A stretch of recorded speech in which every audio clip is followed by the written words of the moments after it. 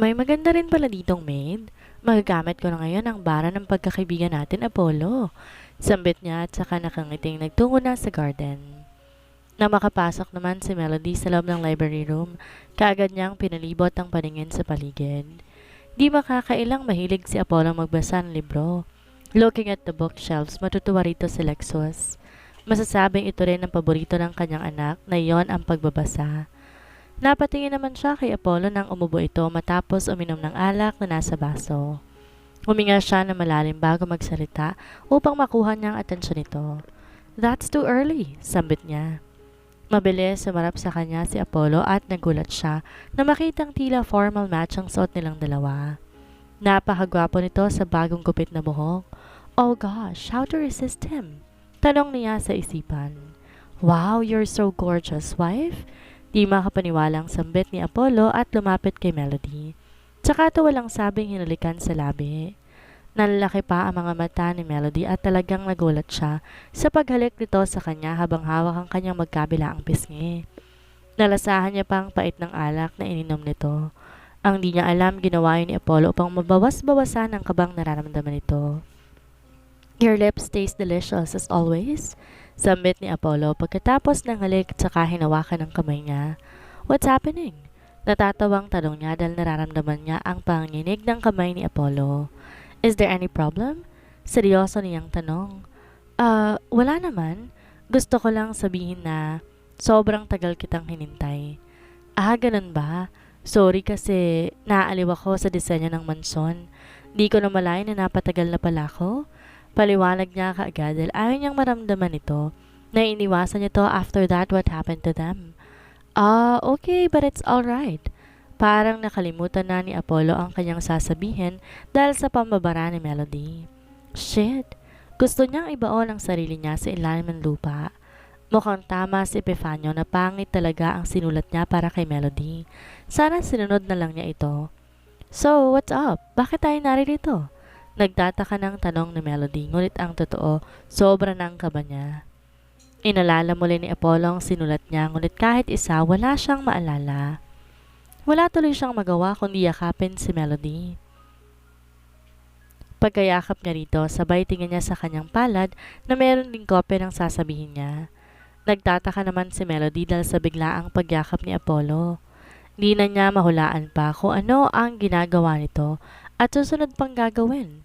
Parang wala ito sa sarili. "I just want to tell you something." "What is it, Apollo?" Parang nabablangko si Apollo at naghahalo-halo ang mga letra sa palad niya. Mukhang nilalamon siya ng pagiging kabado niya. He had no choice. Hindi niya naman kailangan ng kodigo kung ano ang sasabihin niya. Kaya nga to. Rinig na rinig naman ni Melody ang tibok ng puso ni Apollo. "Okay ka lang ba?" Kiniyom ni Apollo ang kanyang kamao at tumiwalay ng pagkakayakap. Tinitigan ng mga mata ni Melody na ngayon nakatitig din sa kanya. Habang hawak niya ang dalawang kamay nito, ay unti-unting nawawala ang kaba niya. "Napakaganda mo, wife. Sobrang ganda. At habang buhay ko ay pagmamalaki na asawa ko, ang pinakamaganda at pinakamatapang na babae sa buong mundo." Nararamdaman ni Melody ang emosyon sa sinasabi ni Apollo. "Gusto kong sabihin sa iyo na salamat sa lahat at patawad sa lahat. I did not mean to hurt you. Nasasaktan ako tuwing nasasaktan kita, and I'm really sorry, Melody." Inalika ni Apollo ang ibabaw ng kamay ni Melody. "You know what? Galing ako sa perpektong pamilya. Yon ang alam ko. Not until I grow up. Not until my mom, my sister-in-law, na-aksidente sila. It was a car accident.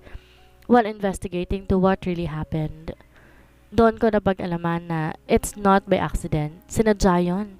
Oh my gosh, pero sinong may gawa?"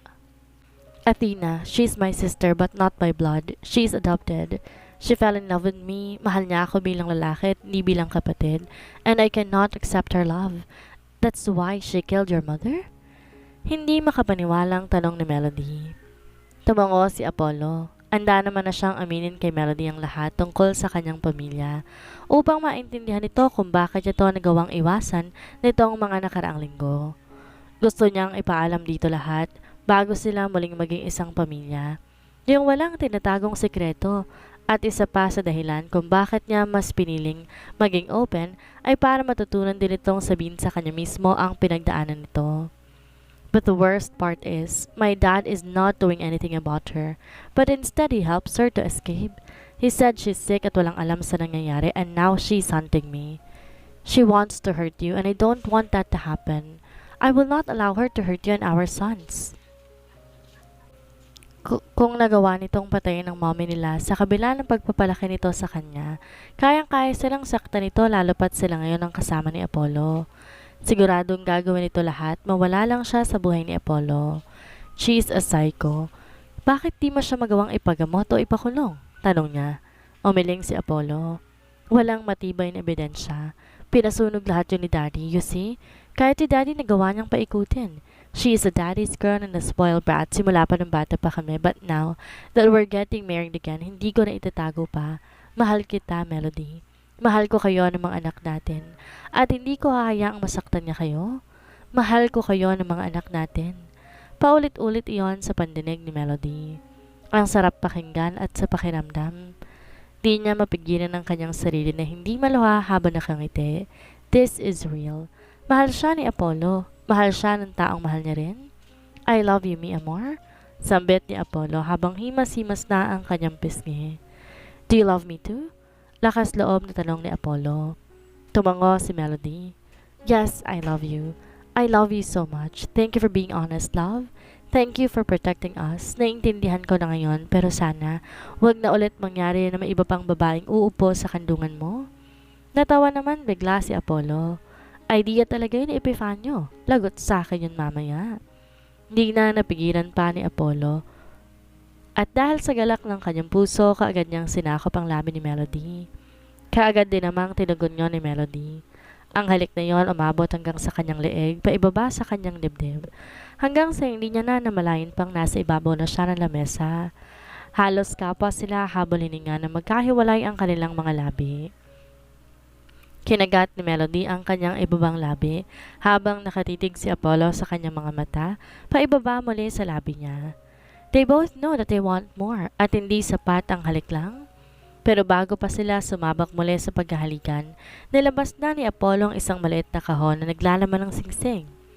Binuksan niya to sa harap ni Melody na kasalukuyang bakas sa mukha nito ang pagkagulat. Oh my gosh, when you got this? Di makapaniwalang tanong ni Melody. Dahil kahapon lamang ito muling nag-propose sa kanya. I am not luxurio for nothing, mi amor. Basta't para sa'yo, kaya kong gawin ang lahat. Kaya kong padalain lahat ng bagay. Nakangiting tugon ni Apollo at inilis na ang singsing sa kahon. Nahinginig ang kamay ni Melody na inilahad sa harap ni Apollo. Totoo na tong nasa harapan niya. Di na ito dahil lamang sa pagkakasundo. She can't believe of what's happening. Sinuklian ni Apollo ang pagmamahal niya rito. Sinuot na sa kanya ni Apollo ang singsing, saka siya muling hinalikan na kanya rin namang tinugon. Ngunit saglit lamang halik na yon. I love you so much, Mrs. Ko, sambit ni Apollo. I love you too, Mr. Ko. Kinikilig niyang tugon sabay hampas sa balikat ni Apollo. Stop it! Saway niya rito dahil nararamdaman niya ang kamay nito sa kanyang puwetan na pasimpleng pumipisil. I want you right now. Sobrang hot mo sa suot mo, parang ayaw kitang ilabas. Parang gusto ko dito ka lang sa akin, specifically sa ibabaw ko. Nangaakit na sambit ni Apollo. Pagkatapos mo kong paayusan, sisirain mo lang? Natatawa niyang tanong hanggang sa maramdaman niya. Hinihimas na nito ang kanyang hita, tinahalik-halikan sa kanyang leeg. Don't seduce me. Bakit gumagana ba ang pangaakit ko? Malakas ba ang sex appeal ko? Bulong ni Apollo habang nakangiti na rin, sabay kinagat ang kanyang balikat, dahilan upang mapaungol siya. Hindi ako, kundi ikaw. You seduce me, wife? At hinalikan siya nitong muli. Hindi naman na nagdalawang isip pa na tumugon ng muli sa haliks ni Apollo. Sa bawat taplos ito'y siya bagang nakakapagpainit sa kanyang katawan. Habang abala si Melody at Apollo sa kanilang ginagawa, ang kanilang mga bisita naman abala na rin sa pakikipagkwentuhan at pagkain. Tuwang-tuwa si Wency at Shane sa mga waiter ni na Apollo dahil halos lahat bet nila. Nandito rin pala kayo? Sabay na napatingin sila Wency at Shane kay Epifanio. Opo sir, invited daw kasi ang mga kaibigan ni Melody. Paliwanag ni Shane. Ikaw sir, nandito ka rin pala? May kahulugang tanong nito. Ha? Pardon me? Naguguluhang tanong naman Epifanio. Mabilis siniko ni Wincy si Shane at sinamaan ng tingin. Bakit? Bulong na tanong pa ni Shane. Parang gusto tuloy sakmalin ni Wincy ang kaibigan dahil sa pagka-insensitibo. Ay sir, huwag niyo na pong pinagpapapansin tong si Shane. Kulang po to ng tulog this past few days eh. Sabay pekeng tawa ang pinakawala ni Wincy. It's okay. Masama rin kasing palaging puyat, nakakawala sa sarili. Next time, payuhan nyo rin si Melody. Maging sweet kama sa boss nyo para hindi kayo pahirapan. Natatawang sambit ni Epifanio. Nagkatingin na naman ang dalawa at tumawa na lang din kahit wala namang nakakatawa. Gusto na lamang maglaho ni Epifanio sa harap ng dalawang kaibigan ni Melody. Pakiramdam niya kasi slow ang mga ito. Hindi makasabay sa joke niya.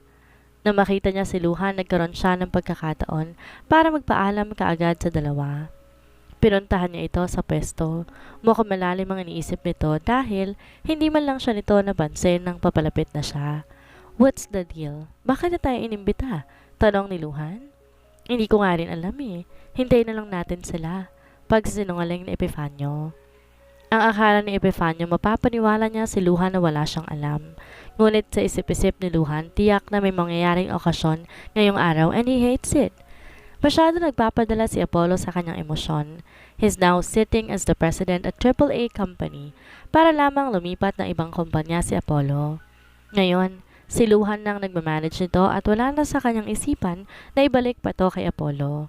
Lalo na ngayon at plano yata nitong magsettle sa mga abirin, maging sunod-sunuran sa asawa at sa emosyon. That love. Nasa na ba sila? Nasa loob pa? Baka may ginagawa pang milagro?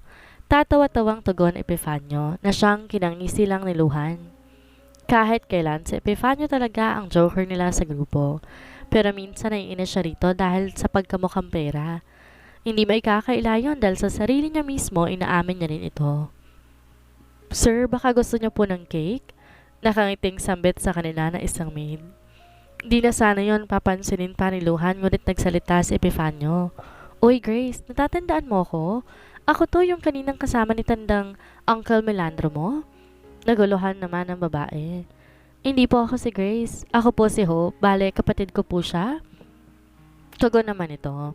Hala, ang galing magkamukha kayo ah. Doon na tuluyang napatingin si Luhan sa mukha ng babae at tumingin din sa kanya. Nabakas kaagad sa mukha nito ang takot. Napangisi si Luhan. Sa sobrang daming bansa niya nang pinahanap ito, dito niya lang pala ito makikita?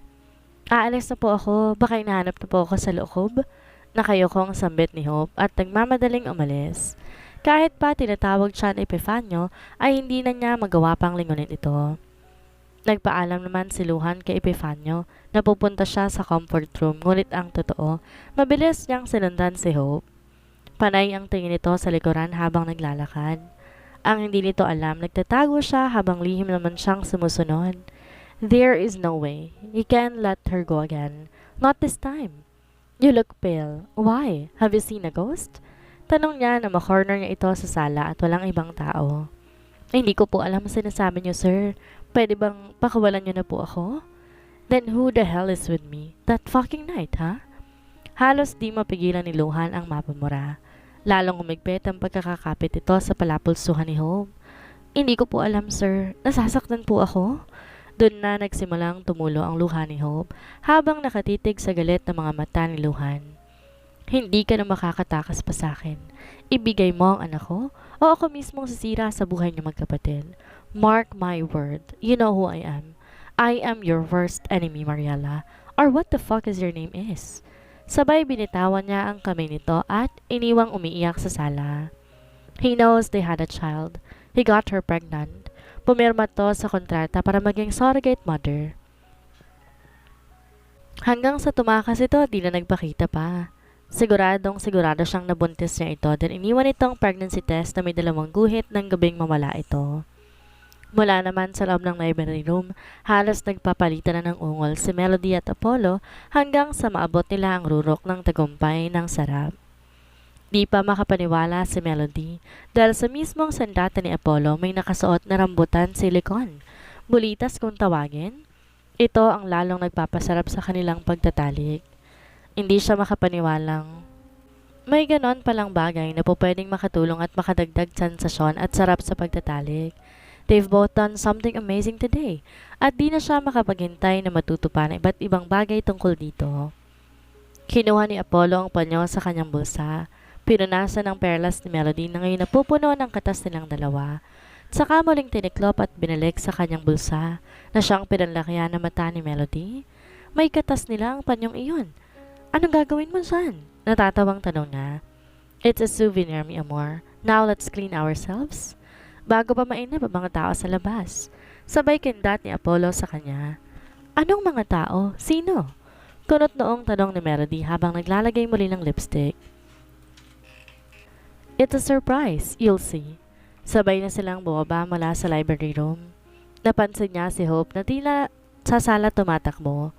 Tatawagan niya sana to kaso masyado ng malayo, kaya dumiretso sila sa garden kung saan sinasabi ni Apollo na may sorpresa to sa kanya. Nang makarating sila sa garden, napaawang ang labi niya na makitang narito ang daddy niya at sumalubong ang mga anak niya. Naroon ang kaibigan niya pati ang mga katrabaho at mga kaibigan ni Apollo. May mga lamesa at mga pagkain pa na nakahanda. Nagpalakpakan lahat ng mga taong naroon na makita sila. This is our engagement party, love. Bulong ni Apollo na nasa kanyang tabi. Di niya na mapigilan pang maiyak sa harap ng mga bisita. Hinalikan siya ni Apollo sa labi na siyang lalong kinalakas ng palakpakan ng mga tao. Tuwang-tuwa rin ang kanyang kambal na anak sa kanyang tabi at nakayakap sa kanila ni Apollo. I am not dreaming. This is so real. Mula naman sa tabing mansyon, naroon na isang babae na nakalimutang imbitahan ni Apollo. Or should she say ayaw talaga siya nitong imbitahan. So she guessed siya na lang gagawa ng paraan para magkakilala sila ni Melody. In that case, that's more fun. Looks like Melody is looking forward to a happily ever after na sa Disney movies lang naman meron. And this is reality. Sorry honey, I will not make that happen. Nagising si Melody na may ngiti sa labi. Sariwang-sariwa pa sa kanyang alaala ang nangyari kahapon at hindi niya yun makalimutan. Nang kapain niyang higaan sa kanyang tabi at napag-alaman na wala na ron si Apollo, napaangat siya ng ulo upang siguraduhin kung wala na nga ito. Nakaramdam siya ng lungkot. Wala nga to sa kanyang tabi kaya naman bumangon siya at pinalibot niya ang kanyang paningin sa loob ng kanilang kwarto. Ngunit wala talaga ito. Napakunot siya ng noo. Linggo ngayong araw. Imposible namang may trabaho dahil isang kumpanya lang naman ang kanilang pinapasukan. Pinag-usapan na rin nila na ngayong araw magkakaroon sila ng family bonding at pagpapatuloy ng selebrasyon. Tumayo na siya, nag-asikaso ng kanyang sarili. Nakasalubong niya pa ang kambal niyang mga anak naglalaro habang naghahabulan sa hallway. Nang makita siya nito, kapwa humaligto sa kanyang pisngi bago maling tumakbo. Be careful, Lexus and Levin. Paalala niya sa dalawa. Opo, Mommy. Tugon naman ng mga to sa kanya habang pababa sa hagdan. Di niya na nagawang tanongin ito kung nakita ba nila ang daddy nila. Muli namang nakuha ng kanyang atensyon ang kwartong kulay pink ang pintuan. Napakunot siya at talagang nilalamon siya ng kuryosidad. Iba kasi ang pakiramdam niya sa kwartong iyon. Para bang merong tinatago o sekreto, kaya pribado ito. Tumingin siya sa paligid upang masiguro na wala nga si Melandro. Kapag nakita siya nito, tiyak na baka pagsabihan na siya, kaya kailangan niya nang mag-ingat. Sisilip lang naman siya eh. Ano nga kayang meron sa loob nito? Sa kasino kaya si Elle? Bulong niya, habang mabilis na naglalakad patungo sa pintuan. Bago pa niya hawakan ng doorknob para buksan, luminga muna ulit siya sa paligid para masigurong walang ibang tao. Na masigurong wala ay kaagad niya nang hinawakan ng doorknob at pinihit ito. Nagdarasal na hindi ito nakalak at mukhang nagdilang anghel naman siya dahil narinig niya ang pag-click sa lock ng pintuan. Mabilis siyang pumasok sa loob ng kwarto, maingat na sinarado ang pintuan. Pagkaharap niya sa loob, tumambad sa kanya ang mga gamit na hindi niya inaasahan. Ang pader may pinturang kulay pink. Naka-calligraphy ang pangalan na Lovely. Merong baby crib, walker, stroller, mga gamit ng sanggol, mga laroang pambabae. Di maipaliwanag ni Melody ang kanyang nararamdaman. Unti-unti siyang lumapit sa mga ito at hinimas yon. Hindi niya alam kung bakit pakiramdam niya para yun sa kanya. Para sa baby niyang hindi niya naprotektahan. Tuloy-tuloy ang pag-agos ng kanyang luha na halos manlambot ang kanyang tuhod. Kinuha niya ang isang pillow na may disenyong Disney princess character at di niya napigilang yakapin yon. Naalala niya ang anak niya na si Lilian. How beautiful she is, how peaceful she is. Napakaganda niya na halos girl version niya rin. Pero hindi man lamang siya pinagbigyan ng Diyos na makasama pa ito ng matagal. She's our Savior. Naalala niyang muli ang nakalagay sa pintuan. You are loved, L. Kung ganun, may baby rin ba dapat sa kwartong to? Anong ibig sabihin na nakasulat sa pintuan? Where is the baby? At kaninong baby? Binitawan niyang unan at tumayo. Tsaka muling pinalibot ang paningin sa buong kwarto. Halos lahat ng gamit may mga pangalan na lovely. Tumingin siya sa table at may isang litratong naroon. Kaagad siyang lumapit dito at tinignan ang litrato. Nakalagay ito sa photo frame pero punit iyon. Tayong babae lamang ang naroon habang mga kamay na nakakapit sa bewang nito. Nasaan ang kalahati? Nasisiguro niyang lalaki ang katabi nito. Pero sino at kaano-ano ni Apollo? Nilokob siya ng takot at kaba na para bang may malamig na ihip ng hangin ang dumaan sa kanya. Binitawan na niya ang litrato at mabilis lumabas ng silid bago pa siya makita ni Melandro. Nakita niya na ngayon ang loob ng kwartong yon at di niya maintindihan kung paano at bakit niya naging pribado. Inayos na lamang niyang muli ang sarili at pinunasan ng pisngi. Huminga na malalim upang hindi siya halatang umiyak bago bumaba patungo sa kitchen. Good morning, Hope. Pagbati niya na makita niya si Hope na nagsasali ng tubig sa baso. Nagulat si Melody nang bigla nitong mabitawan ng baso at kaagad na nataranta. Napakunot siya na noo dahil di naman ganun kalakas ang boses niya at ang isa pa sigurado siyang nakita na siya nitong papalapit. Mukhang wala ito sa sarili. Pasensya na po, Miss Melody.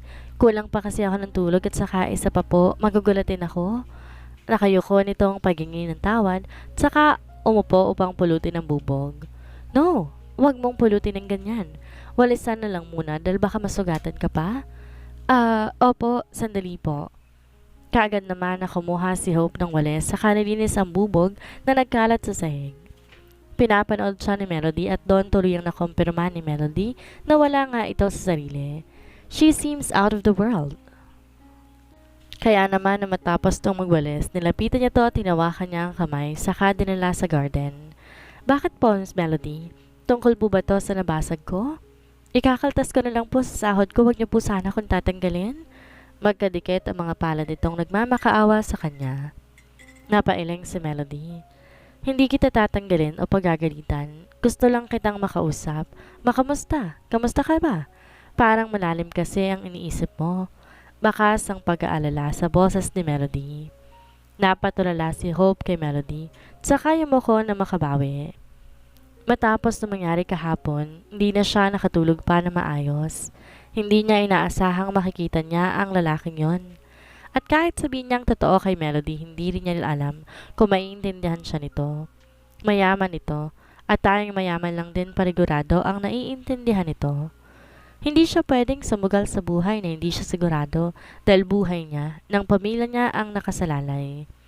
Ngayong alam na ni Luhan Barrientos kung nasaan siya, sigurado siyang may nakabantay ng tauhan sa paligid niya. At paano kung sabihin niya ang problema niya, imbes tulungan siya ipagkalalo pa siya nito kay Luhan. Magkaibigan ng mga asawa nito, kaya hindi yan malabong mangyari. Sa huli baka ikapahamak niya pa.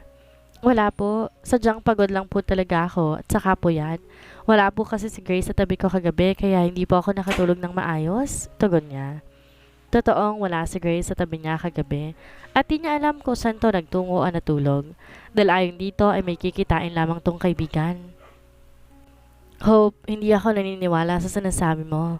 Oo nga't hindi pa kita ganon kilala pero ano ganyang itsura mo? Galing na ako sa ganyan and guess what kung anong problema ko noon? Ano po? Nalaman kong buntis ako at hindi ko alam kung paano ko sasabihin sa daddy ko dahil hindi ko naman kilala ang lalaking nakabuntis sa akin. Wala naman dapat itago si Melody dahil alam naman ng lahat na pinakasalan siya ni Apollo kahit pa alam nitong may anak siya sa ibang lalaki. Paano niyo po nasabi? Nag-aalangan naman na tanong ni Hope. Ang totoo, nililihis nilang usapan upang di sa kanya bumalik ang topic. Ngunit may parte rin na gusto niyang malaman ang kwento nito tungkol sa kambal nitong anak. Para din naman kasing anak to ng kanilang amo dahil kamukha nito ang kambal. Naging totoo ako, nagpakatotoo ako. Nagpakatatag ako para sa mga anak ko, kaya ikaw, kung ano man pinagdaraanan mo, malalampasan mo rin yan. Basta maging matatag ka at palagi mo isipin ang mga mahal mo sa buhay. Walang makakatalo sa'yo kahit sino pa yan. Labanan mo. If you need help, nandito lang ako. I got you. Nakangiti nitong sambit, kaya hindi na rin niya napigilan pa ang di mapangiti.